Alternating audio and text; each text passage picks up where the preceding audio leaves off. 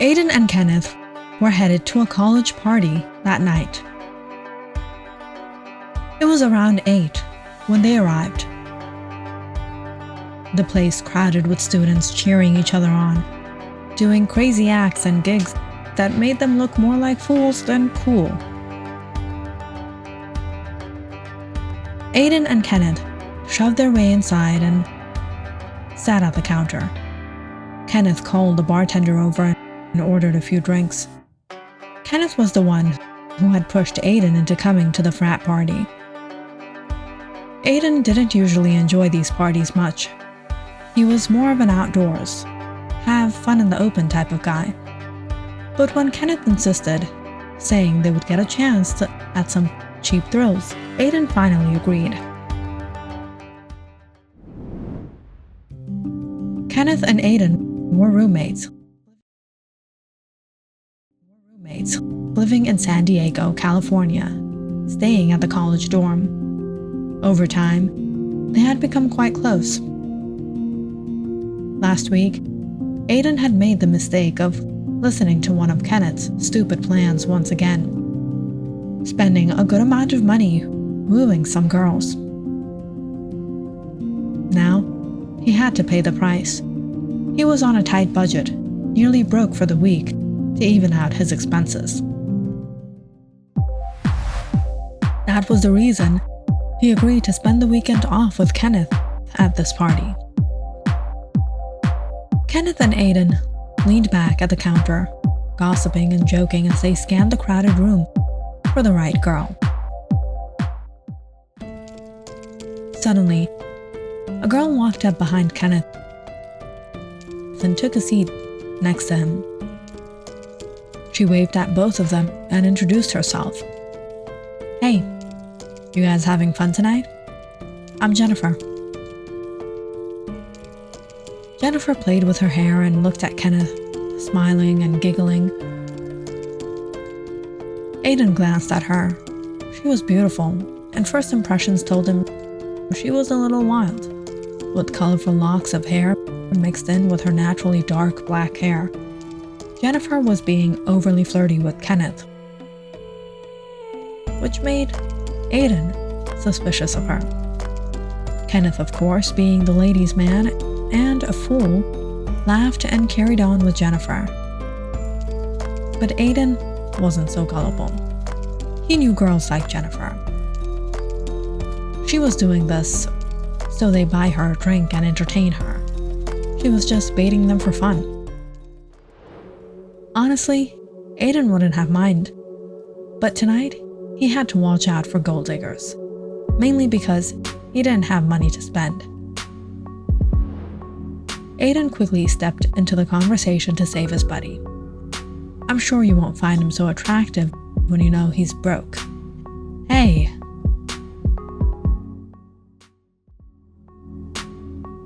Jennifer, however, stayed put in her seat. She raised her brows and motioned for the bartender. When the bartender arrived, she laughed and winked at him as she slipped money onto the counter.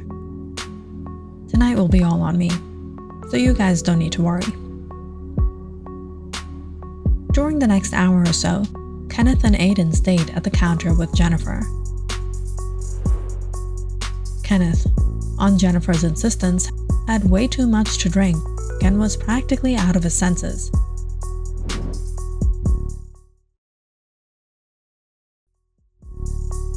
Aiden, however, knew when to stop. Since they had arrived, Jennifer had popped out of nowhere, acting nice and bubbly, and had already spent a lot of money on them. It was all too good to be true. Aiden had his doubts about what this girl actually wanted. By the looks of Kenneth, Aiden wasn't sure if he should risk staying at the party any longer. "Kenneth, I think you've had enough for the night. Should we get back to the dorm?" "What? Jennifer and I were just getting to know each other." Aiden knew Kenneth wouldn't remember a thing the following morning. He grabbed him by the elbow and walked through the crowd. Unfortunately, when he got out into the hallway and turned back around, he saw Jennifer had followed. "Hey, Kenneth, how about we go back to my place? I'll drive you back to the campus if you like," Jennifer said, jiggling her car keys in her hand and flashing Kenneth a flirty look. Yeah, that would be great. I wouldn't mind." Aiden cleared his throat and interrupted. "Yeah, sorry, Jennifer. I can't let you take Kenneth. He's not in his senses. I don't want him going unconscious midway there." Jennifer snapped her fingers. "What is it with you? Don't you know how to have fun? Or is it just that you don't trust me? I told you, I'll drive him back. Or he can even stay the night at my house if he wants. What's the big deal? Chill out for once." Kenneth nodded like a bobblehead. "Yeah, Aiden, get yourself a girl, man. You need to chill out." Aiden sternly refused, especially not taking heed of what Kenneth was blabbering. "No, isn't it late? Shouldn't you be getting home? You know it's not safe to be out so late. Especially for girls like you." Jennifer raised her brow and put her hand on her hips. "What do you mean, girls like me? Do you suppose I can't handle a guy?" She leaned closer to Aiden and whispered, "I've got a better idea. How about we drop your friend at the dorm and you and I spend a crazy night together?" Aiden paused for a moment. He looked at Jennifer curling her hair and swaying her dress. Then at Kenneth, who was most likely trying to hold back from puking everything out. Suddenly, he started to have second thoughts. He was still in his senses, maybe just a little tipsy, but sober enough. If Jennifer tried to play any dirty tricks on him, he could handle it. Besides, what was she going to do? Aiden only had a few bucks in his wallet anyway. Aiden helped Kenneth into Jennifer's car. It wasn't long before Kenneth fell asleep in the back seat. They dropped Kenneth at the dorm, and Jennifer drove Aiden to her house. It was about a 20-minute drive. Jennifer parked her car and took Aiden to the front door. She opened it and walked in with him. The lights were off, and Jennifer didn't bother turning them on either. She went straight down the hallway and Aiden followed.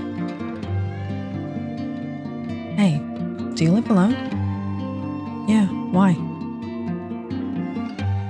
As Aiden walked down the hallway, he thought he saw something move behind him. He turned around. Nothing. Aiden ruffled his hair back. His head had started to hurt. Jennifer was now in one of the rooms.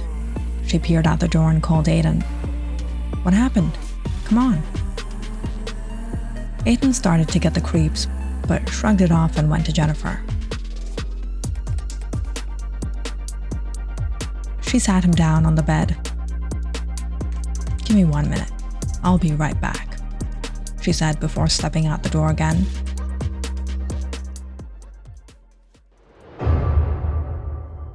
As Aiden sat alone in the room, he suddenly heard a whisper out in the hallway.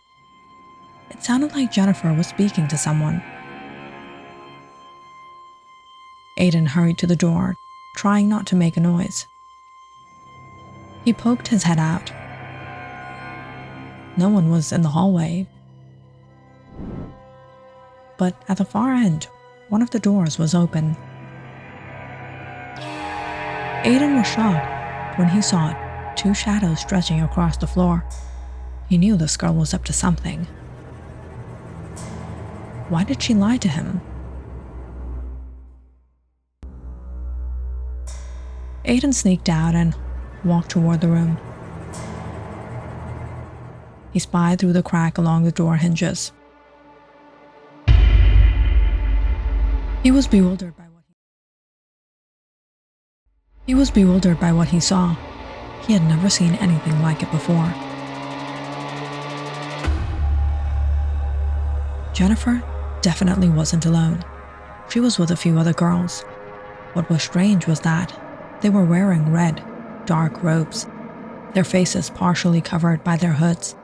Jennifer was speaking to one of them, the girl holding a scroll in her hands. Candles were set up in a circle around the center of the room. All the furniture moved aside. A symbol had been drawn with ash on the floor, and right in the middle of it all was a red silk cloth, on top of which knives were arranged one after the other.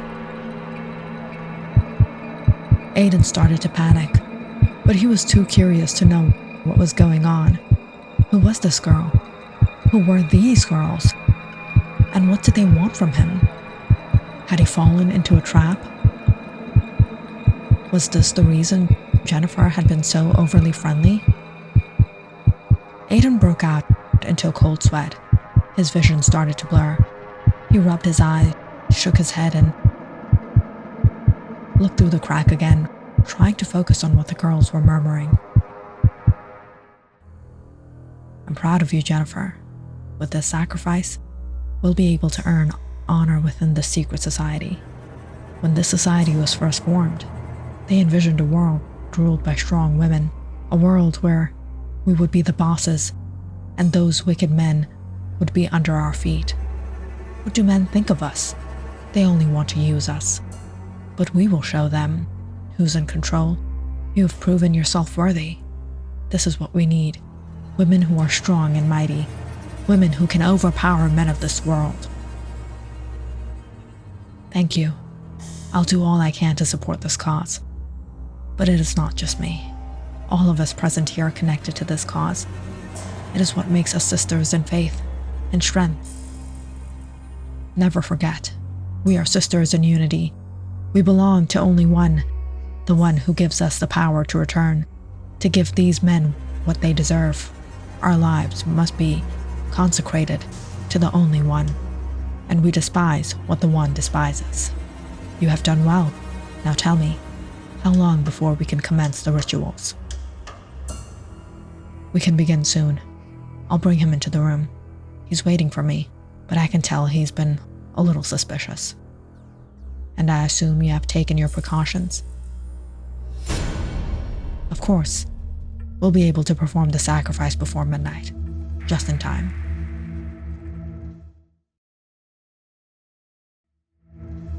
"Great. Sisters, we must all work together. The sacrifice will not be accepted if we're late. We must provide offerings around every sacred point of the circle of sisterhood before midnight, before the sacred one arrives. But what if he awakens? Will we be able to hold him down?" The girl handed Jennifer a robe and a knife. "That is why we start with the temple. They do not awaken after that, and you will have the honor today." Jennifer took the robe and the knife and bowed in front of the woman. Aiden's hand trembled, his eyes wide open in fear. What had he gotten himself into? This chick was part of some crazy woman's cult. And they planned to sacrifice him? Aiden had to get out of here. But how? Aiden started to panic. The pain in his head worsened, and his vision became even more blurry. He couldn't understand what was happening to him. Why was he feeling so dizzy, so weak? Why was everything going black right in front of his eyes?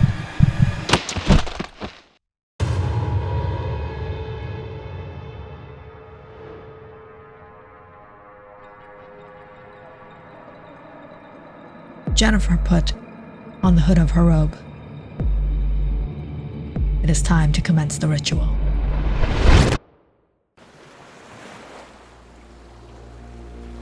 Aiden felt something cold, something wet. He heard the ocean waves splashing by the shore. He slowly opened his eyes. Aiden was lying on the beach side. He looked around. As soon as Aiden jumped up, he felt an immense pain right in the middle of his head. He remembered what happened the previous night. The last thing he remembered was blurry visions of the girls carrying him inside the room. He was lying in the middle of the circle, the candles, the girls surrounding him.